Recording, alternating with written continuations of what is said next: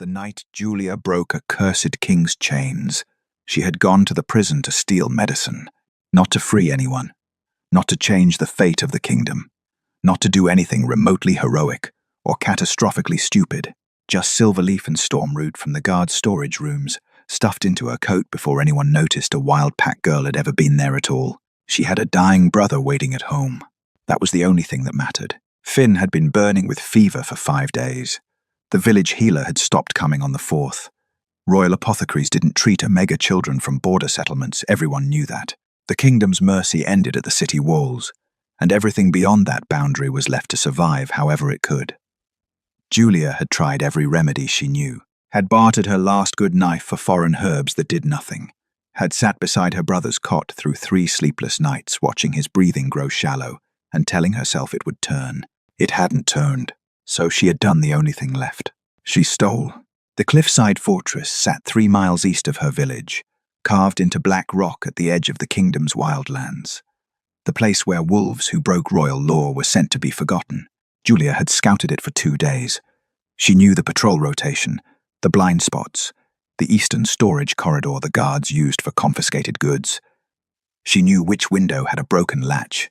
She knew how to move through darkness without making sound, because growing up in a forest pack meant learning early that the quiet ones survived.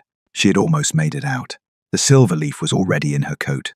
Her hands had closed around the Stormroot. 30 more seconds and she would have been gone, just another shadow dissolving back into the tree line. Then the first explosion hit. The floor lurched. Stone dust rained from the ceiling.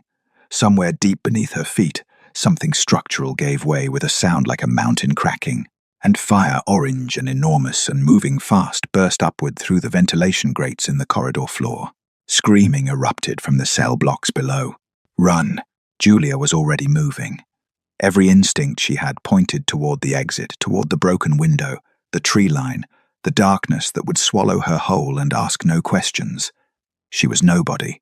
She was a thief with stolen herbs and a sick brother, and absolutely no business being inside a burning royal prison. She ran. She made it as far as the junction before she heard the chains. She stopped. Later, she would not be able to explain why. It wasn't a sound she recognized. Not prisoner shackles. Not the thin rattle of iron cuffs. This was something heavier, slower, a deep, resonant clanking from the far end of the corridor, past the point where the torchlight failed and smoke had already begun pooling black against the floor. The kind of sound that didn't belong to something restrained. It belonged to something buried. Before we continue, please hit the subscribe and like button and tell me which city you're tuning in from. I love to know where this story found you. Now let's dive in. Julia turned. The cell was set apart from the others, separated by a stretch of empty corridor, as though whatever lived inside it required distance from ordinary things.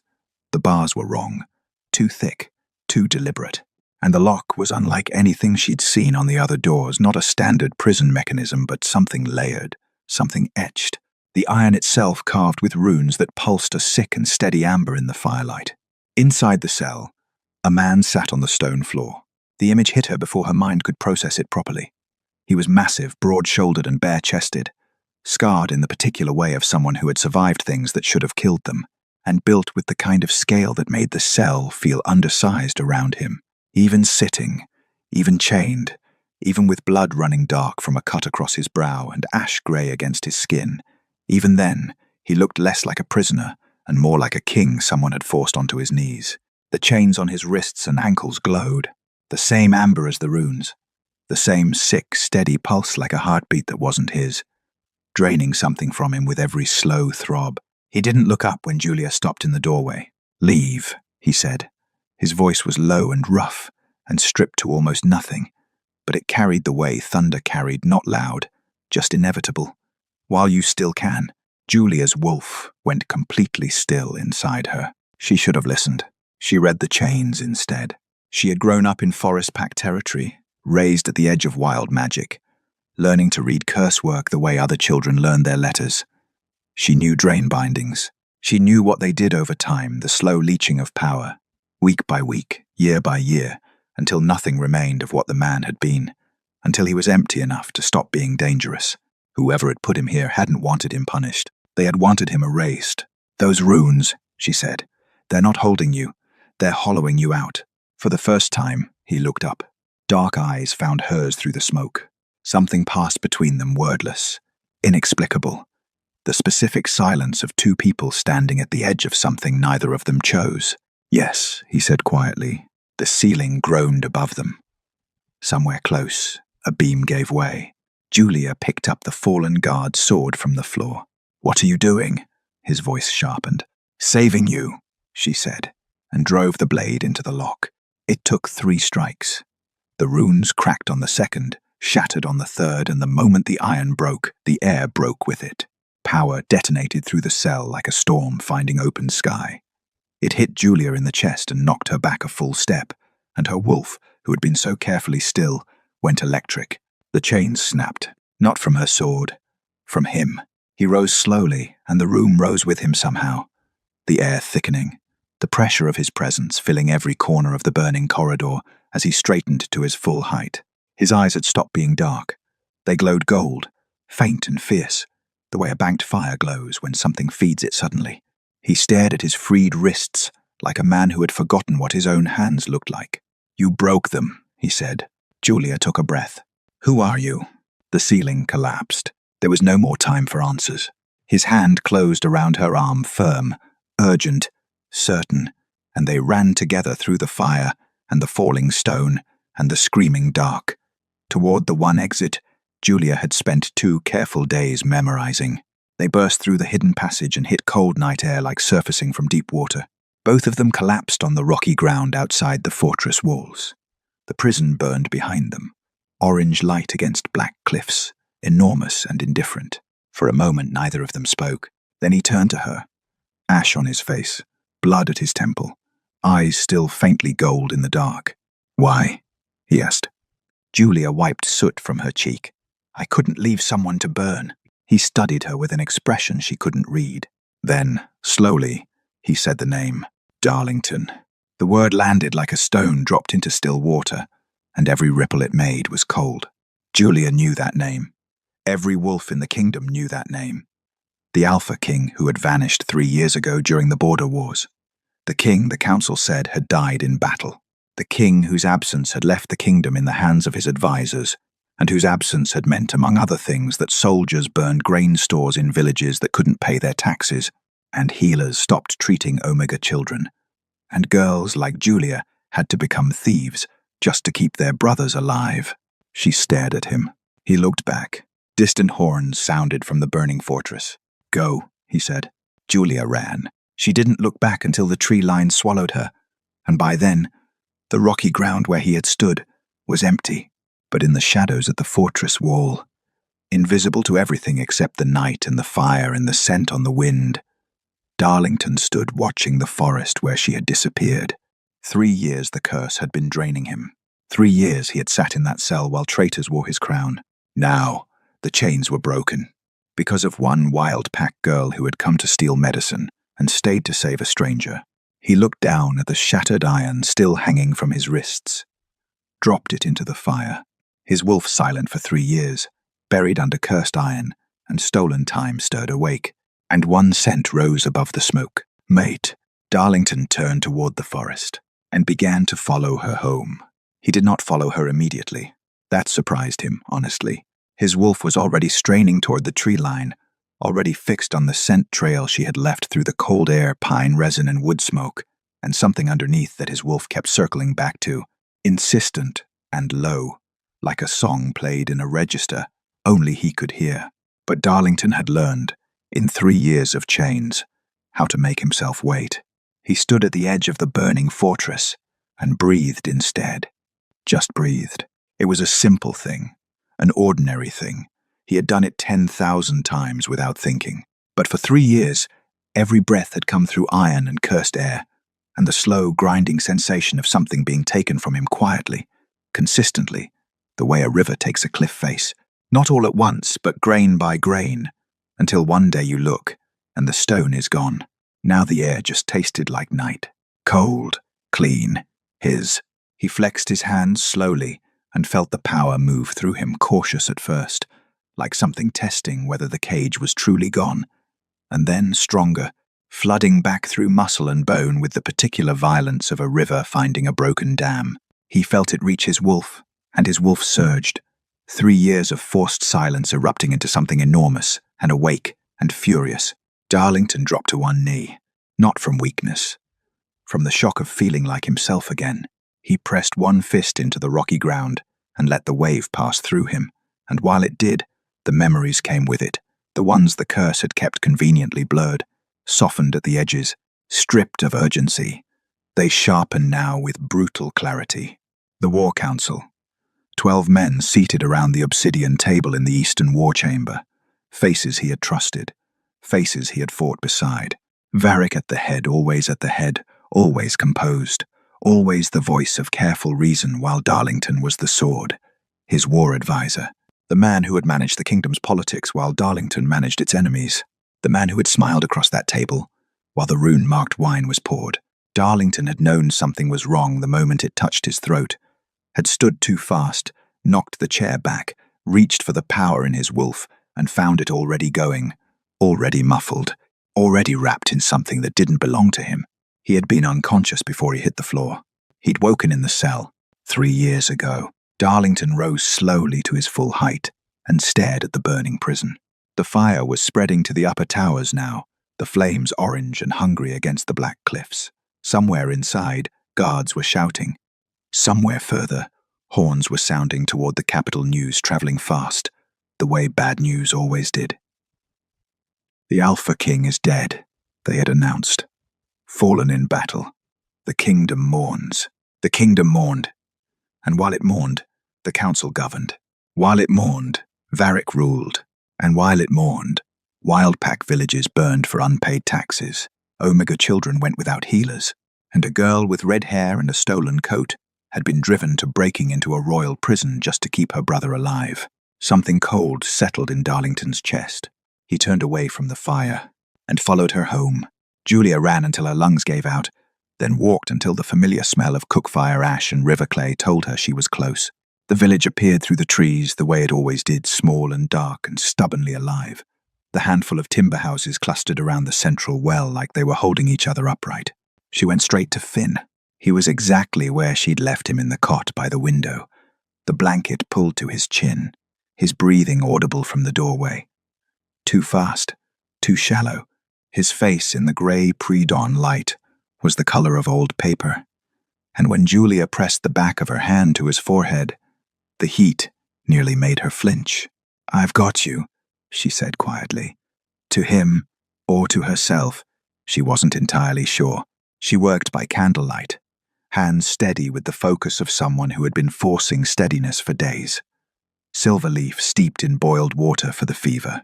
Stormroot crushed and mixed with rendered fat and pressed against his chest for the infection in his lungs. Old remedies, forest pack remedies, the kind noble healers dismissed and wild wolves had survived on for centuries. By the time pale grey light began pressing at the window, Finn's breathing had deepened. Not well, not yet, but easier. The terrible speed of it had slowed, and when Julia finally allowed herself to sit back against the wall and close her eyes, she felt something loosen in her chest that had been locked tight for 5 days. She should have slept. She couldn't. Every time she closed her eyes, she saw the cell, the glowing runes, the chains, the way he had risen when they broke that awful, magnificent surge of presence, like watching something tidal reclaim its shore.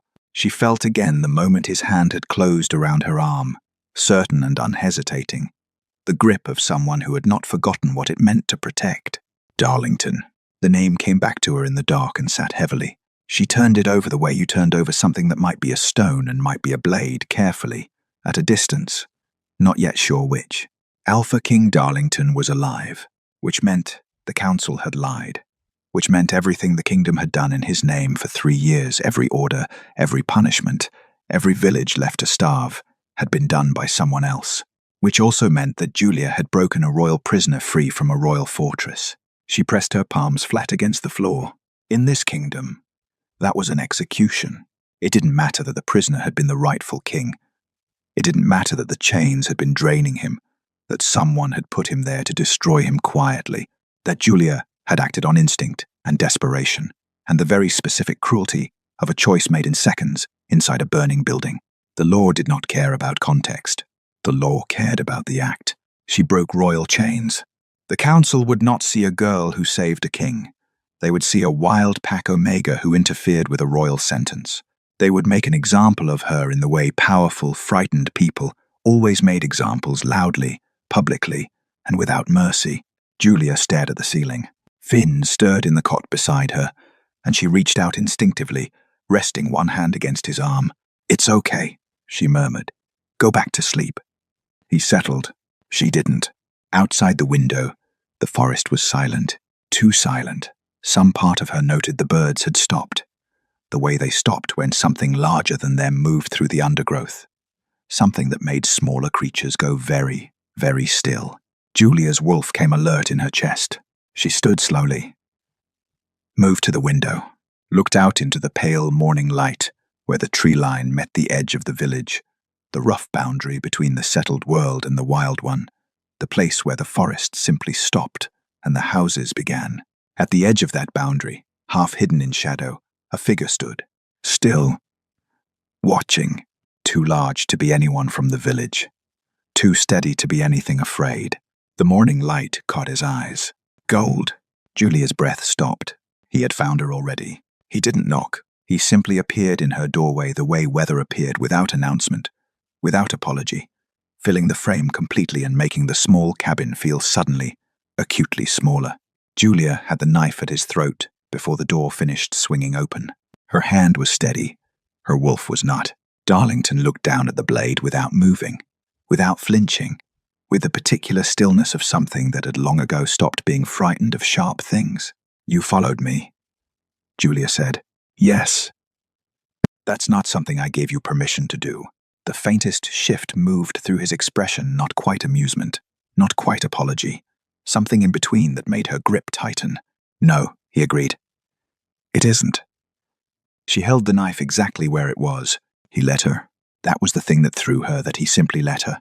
No grab for the blade, no step backward, no assertion of the kind of authority that a man his size, with his obvious power, could have deployed without effort. He just stood in her doorway with a knife at his throat and waited for her to decide what happened next, as though the decision genuinely belonged to her. Julia lowered the blade slowly. She didn't put it away. "Come inside," she said. "Before someone sees you." He had been in the forest for 2 days. She could see it in him, the travel worn into his posture, the dried mud on his boots, the way he moved through her small space with the careful deliberateness of someone managing more exhaustion than they intended to show. He had eaten nothing, she suspected, slept less. His wolf had not let him stop. Julia understood that in a way she wished she didn't. She had felt it too, that low, persistent pull in her chest for 2 days, the direction of it always the same, always pointing somewhere just beyond the tree line. She had told herself it was nerves, paranoia, the reasonable fear of a woman who had freed a royal prisoner and was waiting for the consequences to arrive. She had not let herself name it anything else. She set water to boil and kept her back to him and said, "You should have gone to the capital, reclaimed your throne, done whatever it is kings do when they return from the dead." "I will," Darlington said. "There are things I need to understand first." "You don't need me for that." A pause. "No," he said quietly. "But I needed to see you were safe." Julia turned around. He was looking at her with an expression she didn't know what to do with, direct and serious and stripped of pretense, the way someone looked when they had decided to stop performing and simply be honest. It was more unsettling than the golden eyes, more unsettling than the size of him, or the power she could feel radiating off him even now, even restrained, even careful. "I'm not your responsibility," she said. "You freed me." That was a mistake made under time pressure. Something flickered in his expression. Was it? Julia looked away first. "You should know," she said, "that what I did breaking you out the council, will call that a crime. A wild pack omega interfering with a royal sentence. They'll execute me for it if they find out." "They won't," he said. The certainty in his voice was absolute, immediate, the kind that didn't leave room for argument. "I won't allow it. You were chained in a cell 3 days ago. With respect, your permission and 5 coppers won't stop a council execution order. I wasn't the Alpha King 3 days ago." he said. I am now. The water began to boil. Julia turned to deal with it, needing the motion, needing something to do with her hands. She pressed a cup into his grip without asking whether he wanted it, and he accepted it the same way without discussion, as though the exchange was already familiar somehow. She hated that it felt familiar. She sat across from him and made herself focus. Tell me what happened to you, she said. The truth. All of it. He told her. She had suspected parts of it, the betrayal, the cursed chains, the deliberate imprisonment, but hearing it plainly, in his measured voice with no performance around it, made it land differently, made it real in a way it hadn't been in the burning cell, when survival had crowded out everything else. When he finished, she sat with it quietly for a moment. Then she said, The soldiers who burned our grain stores 18 months ago, they came with royal orders, the council's seal. Darlington went very still. They said the Alpha King had authorized new taxation enforcement, that border settlements were hoarding resources that belonged to the crown. Julia kept her voice flat. She had learned to keep her voice flat when she talked about it. 3 families had nothing left to eat that winter. 1 child died. The silence in the cabin changed texture. I never gave that order, Darlington said. I know that now. Julia, there are 6 other villages within a day's ride of here, she said. All of them have the same story. Royal soldiers, royal seals, grain burned or taken, wolves beaten for refusing. She met his eyes. Someone has been signing your name for 3 years. She watched it move through him, the realization assembling itself behind those gold eyes like storm clouds building on a clear horizon. Not surprise, exactly. Confirmation of a shape he had already been afraid to look at directly. His jaw tightened. Varric, he said. Not a question. Julia watched the Alpha King sit in her small cabin, with a cracked cup in his hands, and his kingdom in ruins around him, and understand fully, finally, the scale of what had been done in his absence, and what he would have to do next. Julia told herself she was only going because she knew the roads. That was the practical reason, the sensible reason. Darlington didn't know these territories, not the way they were now, not after 3 years of Varric's reshaping.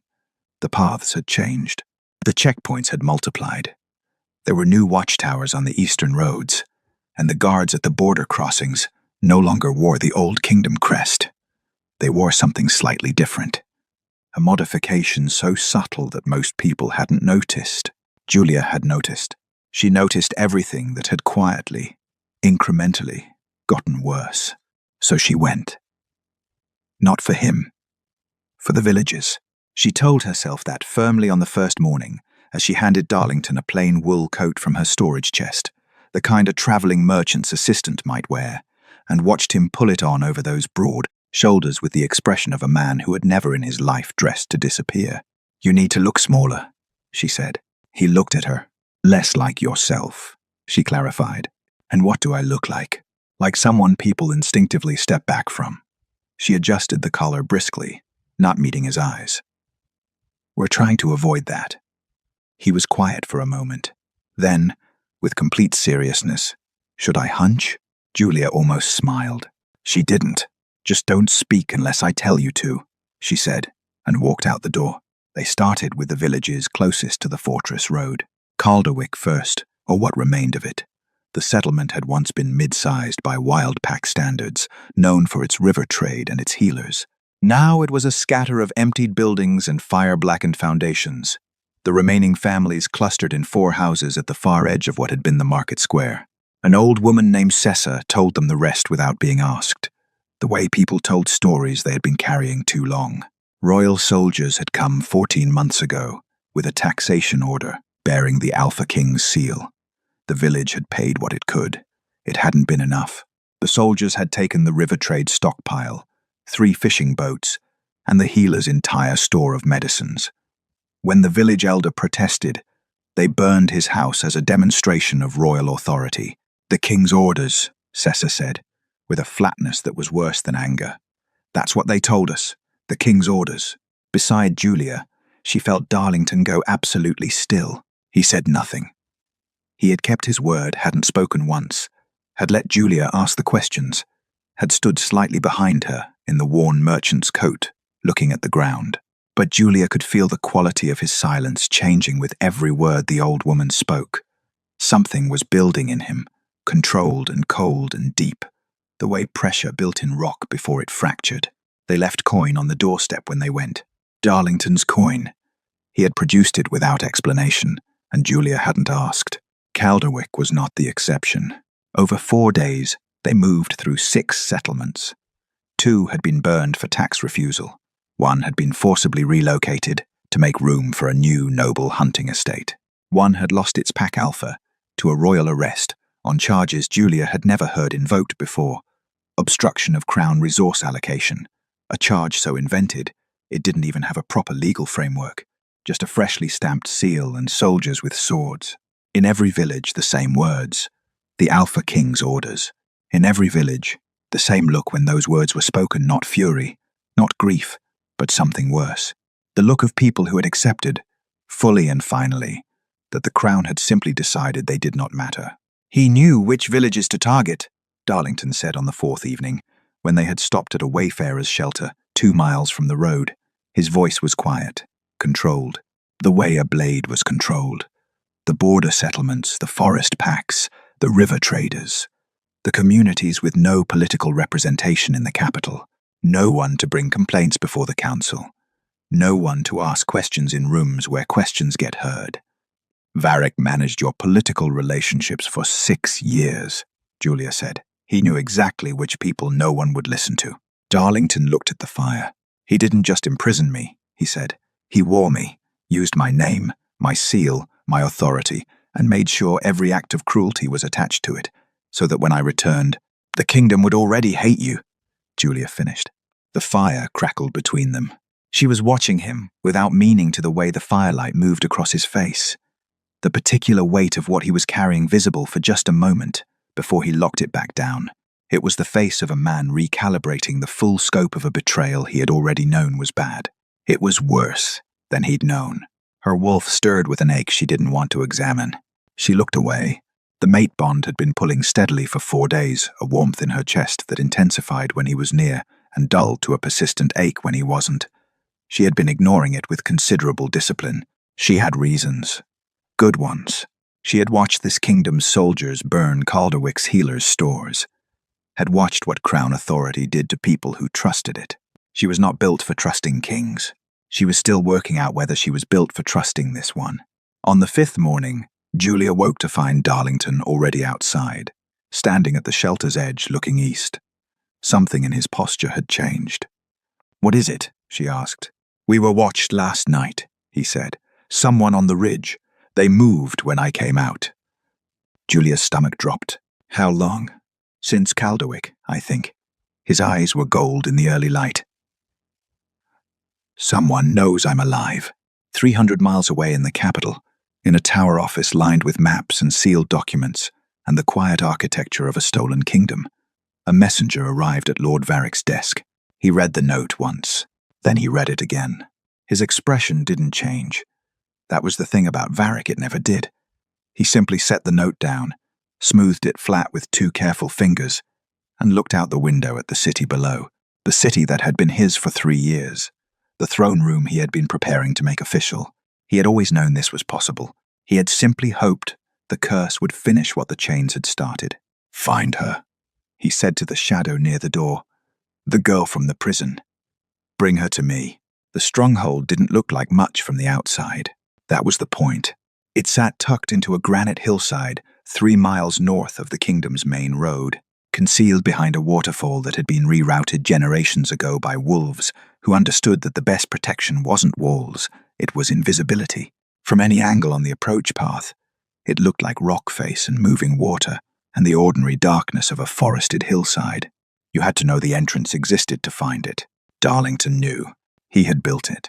Julia said nothing when they arrived, which he was learning meant she was paying close attention. She took in the hidden gate, the layered wolf guard posts, the way the wolves inside moved disciplined, quiet, unhurried, and he watched her recalibrate something privately, the way she always did, without showing the working. Finn said, "This is extraordinary." He had improved enough to say things like that, Still pale, still thin, still prone to coughing at the wrong moments, but the terrible speed of his breathing had gone, and his eyes were clear. And when Julia had helped him through the waterfall entrance and into the warm interior of the stronghold, he had looked around with genuine wonder, instead of the blank exhaustion that had frightened her for days. That alone, Darlington thought, had been worth the detour. The stronghold's healer was a compact, sharp-eyed woman named Brecca, who had served Darlington's pack for 20 years and greeted his return with a single long look, a slow exhale, and the words, "You look terrible." "It's good to see you too," Darlington said. Brecca had Finn assessed, medicated, and installed in a proper sick room within the hour. She updated his treatment. The silverleaf had been correct. She told Julia with the tone of someone giving credit grudgingly, and added 3 other compounds that would do what the forest remedies couldn't. She said he would need 2 weeks of rest minimum. Finn, from his cot, "I feel fine." Brecca, without looking up from her notes, "You feel better than dying. That's not the same as fine."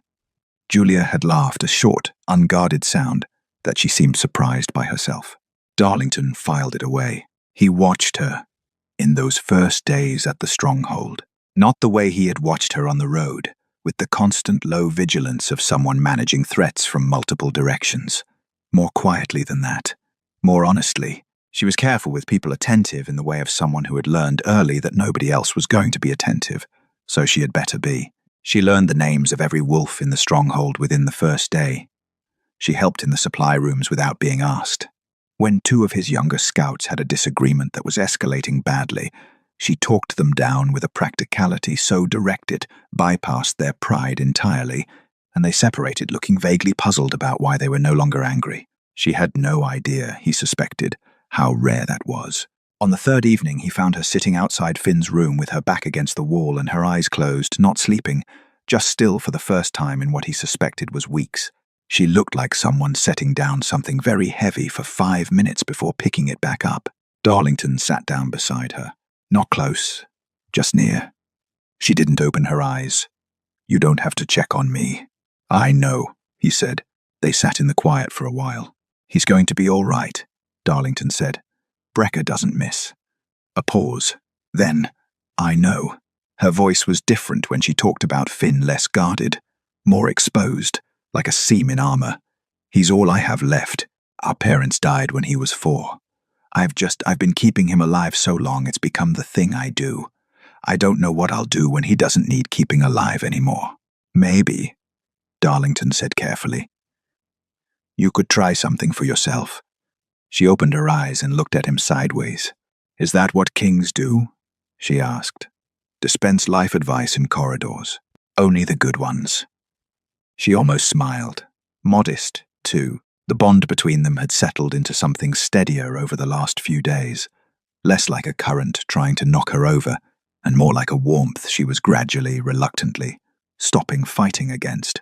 He could feel it from his side, too, the way his wolf oriented toward her without instruction, the way the stronghold felt more like a place worth defending now that she was in it. He didn't press it. He understood, at a bone-deep level, that trust with Julia would not be commanded or rushed or won through charm. It would be built, if it was built, through honesty and time and the accumulation of small actions that meant what they claimed to mean. He had time. What he didn't have was the luxury of the council's ignorance. The rumors reached them on the 6th day. One of his scouts returned from a capital run with news that landed like cold water. The Royal Council had issued a formal statement. The Alpha King was confirmed dead, a lie they had apparently decided to double down on rather than scramble to explain. And an imposter, the statement claimed, was moving through the border territories spreading dangerous falsehoods and destabilizing wildpack settlements. A threat to kingdom security, to be reported immediately. Darlington read it twice. Then his scout placed a second document beside the first. Not an official council notice, something rougher. A bounty notice, circulating through the kingdom's mercenary networks. No name, just a description. A young woman, wild pack, red hair, last seen fleeing the cliffside prison fortress on the night of the fire. Wanted for questioning in connection with a royal security breach. Substantial reward for delivery. Alive. Darlington set the paper down very carefully. "How widely has this circulated?" he asked. Widely enough, his scout said. There were 3 hunting parties asking questions in the border settlements this morning. Julia appeared in the doorway a moment later, reading something in Darlington's posture before he had said a word. What happened? She asked. He turned to face her, and in his expression she found the answer before he gave it. They should have moved faster. That was the thought that sat in Julia's chest like a stone when they returned to find the village wrong too quiet. Smoke rising from the wrong direction, the particular stillness of a place where something bad had already finished happening. She was running before Darlington could say a word. The village looked like it had been turned over carefully. Not burned, Varric was too clever for the blunt statement of fire this time. Just disrupted, doors left open, the well rope cut. 3 families standing in the central clearing with the hollow expressions of people who had been thoroughly reminded of their own powerlessness. Old Cessa from 2 villages over was there. Inexplicably she'd been trading, someone said. Just arrived. Just saw the end of it. How many soldiers? Darlington asked her quietly. 8. Royal crests. Came in fast. Knew exactly where to go. Cessa looked at Julia with something that was almost apology. They went straight to the healer's house. Julia was already moving. The sick room was empty. The blankets were still warm. She stood in the center of the small room for a long moment and did not make a sound. The medicine cups were still on the side table. Finn's worn boot, the left one. He always took his left boot off first, sat beside the cot like a period at the end of a sentence. They had taken him mid-rest. Sick, recovering, not yet strong. Her brother, 4 years old when their parents died. 14 now and still too young. Always too young. Always the one she was running toward or running for, or refusing to leave behind. She picked up the boot. Darlington appeared in the doorway. He didn't speak. He looked at the empty cot, and then at her face, and she watched something settle in him. Not the controlled cold she'd seen when he heard about the villages, but something older and quieter than that. Something that looked, she realized distantly, like genuine grief on her behalf. He crossed the room and placed something on the cot beside her. A folded piece of paper bearing a wax seal she recognized the royal crest, the one that had been on every taxation order, every enforcement notice, every document that had been making wild pack wolves miserable for 3 years. She didn't want to read it. She read it. The boy is well and will remain so.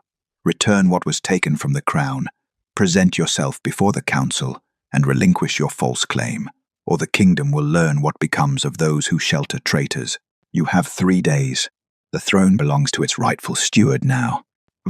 ESP. Julia set the paper down. He's not asking you to surrender, she said.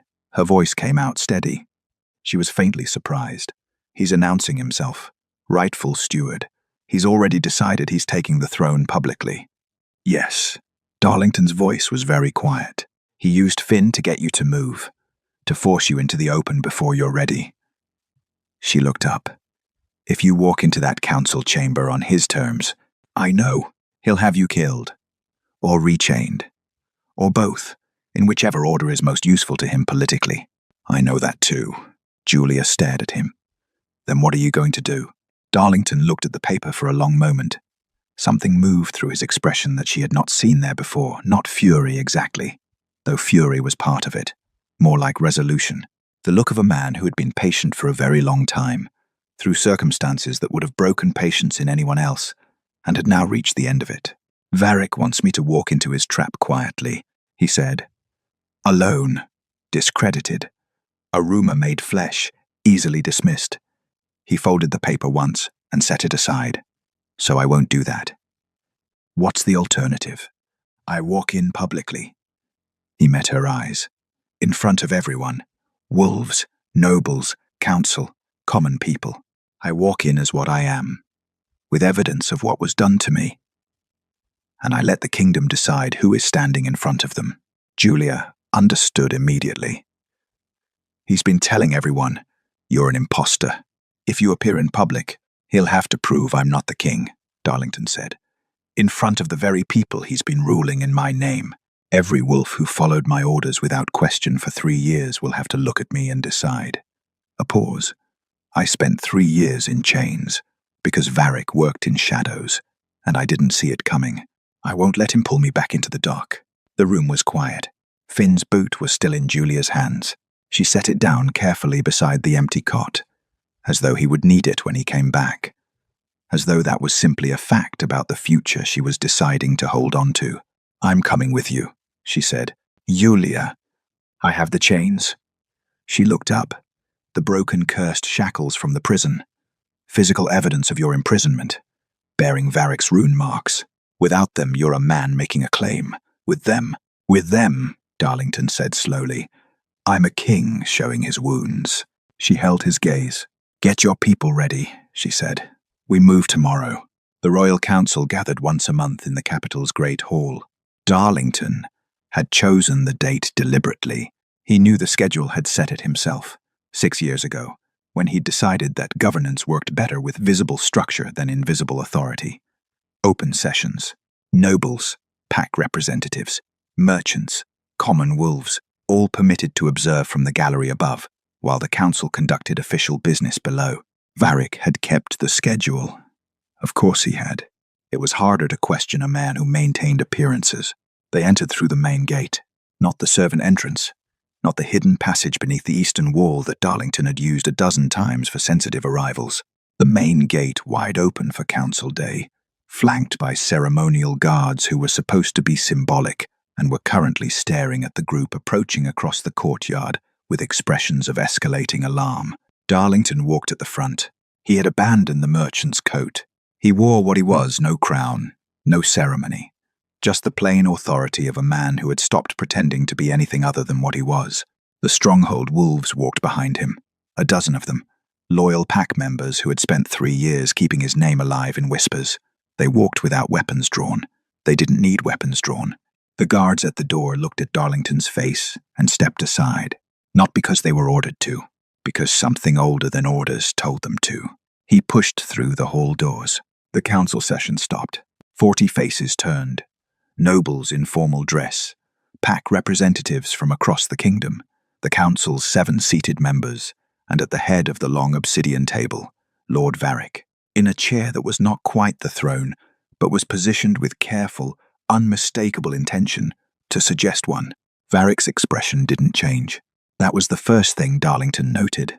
Not surprise, not fear. The faint, composed adjustment of a man shifting from one prepared scenario to another. He had planned for this. Of course he had. Remarkable, Varric said into the silence, his voice carrying easily through the hall's stone acoustics. The imposter arrives in person. He looked out at the assembled gallery with the patient authority of someone who had been practicing that authority for years. As the council has been warned, a cursed wolf, driven mad by dark magic, claiming a dead king's identity. The murmur that moved through the hall was divided. Julia had warned him it would be. 3 years was a long time. Half the people in this room had never personally seen Darlington's face. The other half had been told, consistently and officially, that the man they remembered was dead. Darlington let the murmur settle. Then he spoke. He didn't shout. He didn't perform. He simply used the voice he had always used in this room, the one that assumed, without aggression, that it would be heard. My name is Darlington, Alpha King of this kingdom, son of Aldrich, who rebuilt the Eastern Territories after the border collapse. I sat at this table for 6 years before I was drugged by my war advisor, bound in cursed runes, and imprisoned in the cliffside fortress where I was left to be slowly destroyed. He looked around the room. I have been in that cell for 3 years. The orders issued in my name during that time, the taxation enforcement, the village destructions, the pack relocations I did not give them. They were forged by the man currently sitting at the head of my table. Varric smiled. An elaborate fiction. Tell me something, Darlington said. Where was I when the grain stores in Calderwick burned? Where was I when the Thornfield pack was displaced to make room for Lord Harwick's hunting estate? Where was I when a child died of starvation in a border settlement that had its food supply confiscated? He let that land, because I was in a cell, bound in chains that I will show this council the moment my witness arrives. Chains anyone could fabricate. Chains bearing your rune marks, Varric. The hall went very quiet. For the first time, something shifted in Varric's composure. Just slightly, just enough. The doors opened. Julia walked in. She moved through the hall without looking at the gallery, without looking at Varric, without performing anything. She carried the broken shackles in both hands, the shattered iron, the cracked rune cuffs, the evidence of 3 years of deliberate, magical imprisonment, and she set them on the council table with a sound that rang through the stone room like a struck bell. "I pulled these off him myself," she said, "in a burning prison 3 weeks ago. The rune work is documented. Any curse reader in this kingdom can confirm the mark." The hall erupted. Darlington watched the crowd, the faces turning, the calculations happening, the slow, irreversible momentum of a truth that had finally become too large to manage.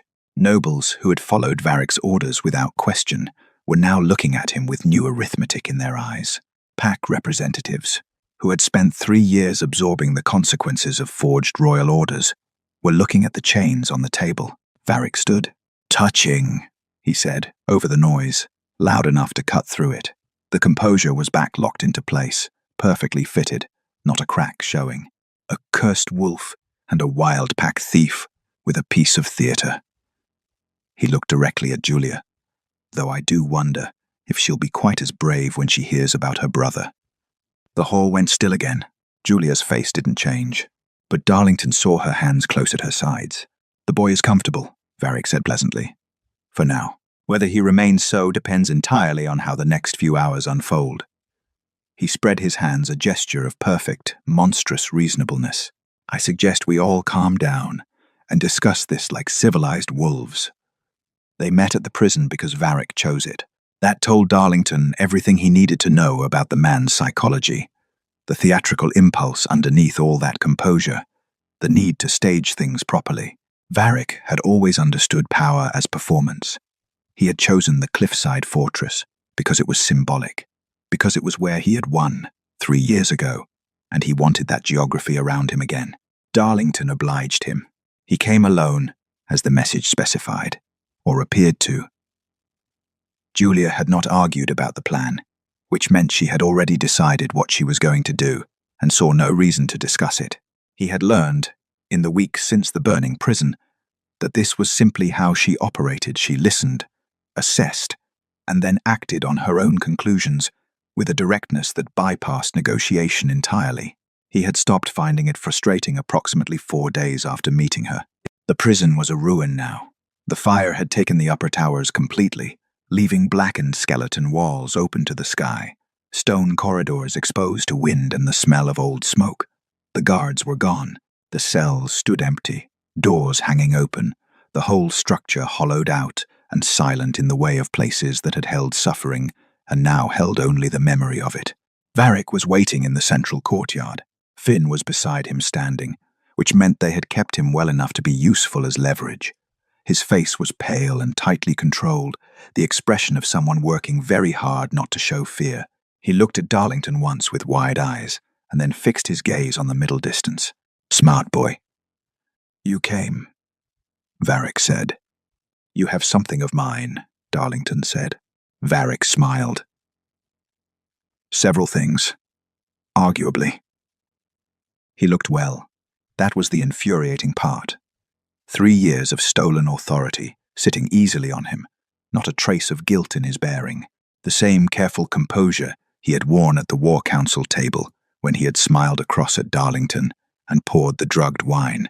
"Tell me something," Darlington said. "Was it always the plan, or did you decide partway through that I was more useful imprisoned than dead?" "Dead men become martyrs," Varric said simply. "Imprisoned men become rumors. Much easier to manage." He tilted his head. "Besides, I needed the time. The kingdom doesn't transfer loyalty overnight. It took 2 years before they stopped asking questions about you and started simply accepting the answers I gave them. And the curse." A pause. Something almost genuine moved through Varric's expression. "You were becoming something I couldn't predict," he said. "Your wolf, the power in it, it was growing beyond anything your father had. Beyond anything the old bloodline records documented. In another 5 years, you would have been something the council couldn't balance against, couldn't advise, couldn't manage." The word carried the weight of what Varric truly valued. The curse was meant to be permanent, a slow dissolution. You would have simply diminished until there was nothing left to come back from. "But I broke the chains," Darlington said. "A girl broke your chains," Varric corrected. "A nobody Wildpack girl who came to steal medicine and made the most consequential mistake of her life." From somewhere in the ruined upper structure, a stone shifted. Varric heard it too. His eyes moved upward just for a second, and Darlington moved. The fight was not elegant. That was the truth of it, the thing the stories would later smooth over. It was brutal and close, and Varric was not the soft political creature he appeared. He had been a war advisor because he understood war, had trained alongside soldiers for decades, and had spent 3 years in unchallenged authority that had made him bold. He had also, Darlington discovered, prepared something else. The second rune hit him from behind a cursed strike from a device Varric had embedded in the courtyard stone, triggered at a distance. It wasn't the full imprisonment chain, but it was enough. Darlington felt it slam into his wolf like a door swinging shut. The power suddenly muffled. The connection dimmed. He went to one knee. Varric crossed the courtyard toward him. "The curse left residue," Varric said. 3 years of rune work doesn't simply vanish. You'll always be vulnerable to it. That's the elegant part. He crouched to Darlington's level, unhurried. "You came back, which I respect. But this ends here, somewhere above them." Julia had found Finn. Darlington could hear it, footsteps. A door, his voice and hers, the particular quality of silence that meant the leverage was gone. Varric heard it too, watched his advantage evaporate in real time, and something finally cracked in that composed expression. He stood, reached for the second device. Darlington felt the rune work tightening, felt his wolf going under, and then a hand closed around his arm. Julia. She had come back. She pressed her palm flat against his chest, warm, certain, entirely present, and said, very quietly, "I've got you. Come back." His wolf found her like a compass finding north. The rune work shattered. Power came back like a tide, and Darlington rose with it fully, completely, the 3 years of suppressed strength uncoiling all at once. He felt it reach every part of him that the curse had dimmed and flood back in, and his wolf surged awake with a force that shook the ruined courtyard walls. Varric ran. He didn't get far. When it was over, Darlington stood in the courtyard of the prison where he had spent 3 years in chains, with Varric restrained at his feet, and Julia beside him, and Finn, pale, tired, and deeply unimpressed by the entire experience, leaning against the ruined wall. Julia's hand was still in his. Neither of them had remarked on that yet. Peace, Julia discovered, was louder than war. War had a shape, a direction, a clear enemy, a moment when it ended. Peace was messier. Peace was 3 weeks of council sessions and territorial hearings and restoration orders and the slow, unglamorous work of undoing 3 years of deliberate damage. It was Darlington, at the obsidian table for 12 hours at a time, methodical and tireless, rebuilding what Varric had quietly dismantled. It was pack representatives arriving daily from settlements across the kingdom, each one carrying a specific grievance, a specific loss, a specific accounting of what had been taken and what might be returned. It was loud and complicated and necessary. Julia watched most of it from a distance. She had a talent for useful invisibility, for being present enough to help, and unobtrusive enough not to require managing. She sat in the back of sessions and took notes nobody asked her to take. She cross-referenced village testimony against the forged order records that Darlington's wolves had pulled from Varric's files.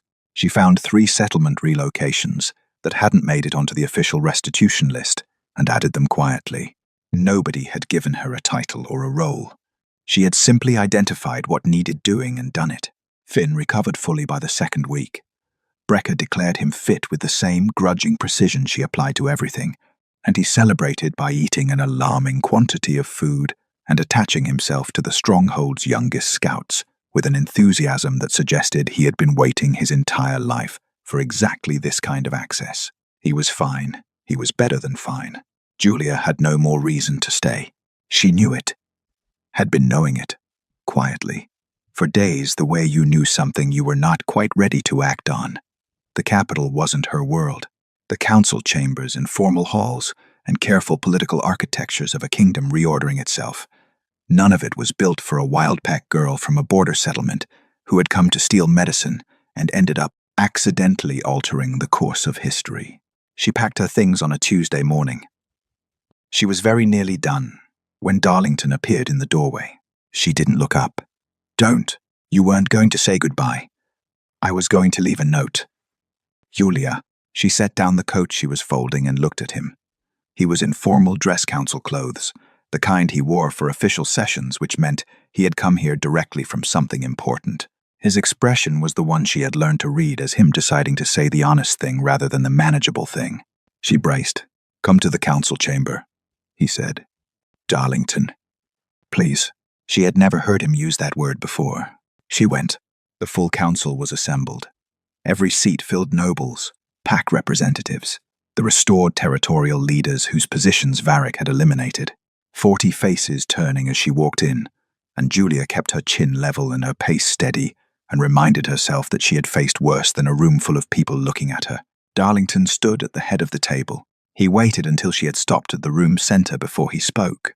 3 weeks ago, he said, addressing the chamber, this council was presented with evidence of the longest and most calculated betrayal in this kingdom's recorded history.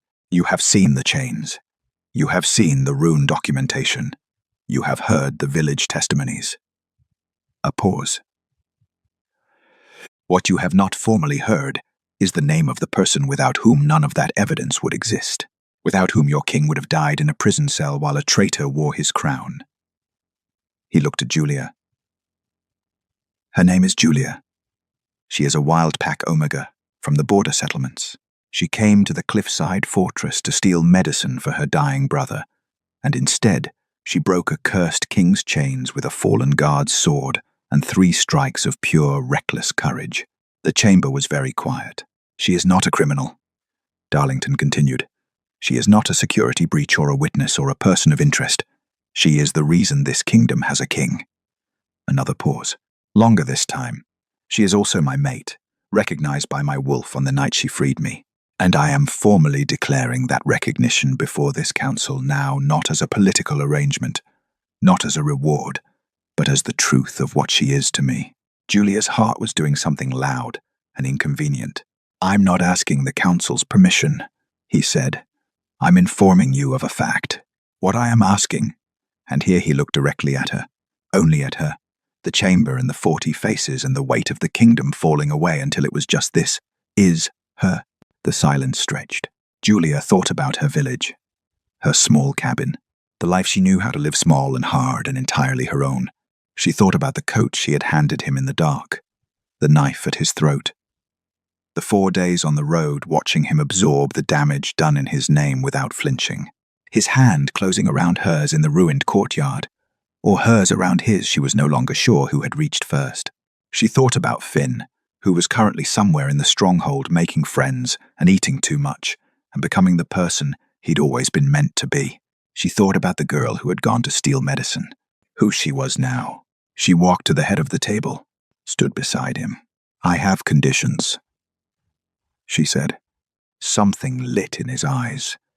The border settlements get full restitution, healers in every wild pack territory within the year, and nobody calls me Luna until I've decided I'm comfortable with it. A beat. Agreed, Darlington said. All of it. Julia looked out at the council, at the kingdom reassembling itself around them, loud and messy and alive. Then we have work to do, she said. They stood on the eastern rampart that evening, as the sun dropped behind the territories, the forests and settlements and river roads of a kingdom that had almost been lost, spread out below them in the fading gold light. Darlington's hand was in hers. Neither of them had remarked on it yet. She thought they probably didn't need to. You know, Julia said. I only went to that prison for Silverleaf. I know. I had a very simple plan. I know that too. She looked out at the kingdom. At all of it, the impossible, inconvenient, thoroughly unplanned shape of where she had ended up. The night I freed you, she said quietly, I thought I'd made the worst mistake of my life. Darlington was quiet for a moment. And now? Julia looked at him sideways. And this time, finally, she let herself smile. Ask me again, in a year, she said. His hand tightened around hers. below them. The kingdom breathed, and the girl who had gone to steal medicine, who had broken a cursed king's chains with a borrowed sword and 3 desperate strikes, stood beside the throne she had never asked for, and felt, for the first time in a very long time, like exactly where she was supposed to be. If you enjoyed the story, let me know in the comments. Your voice decides what I write next. Don't forget to subscribe if you want more moonlit love stories like this one.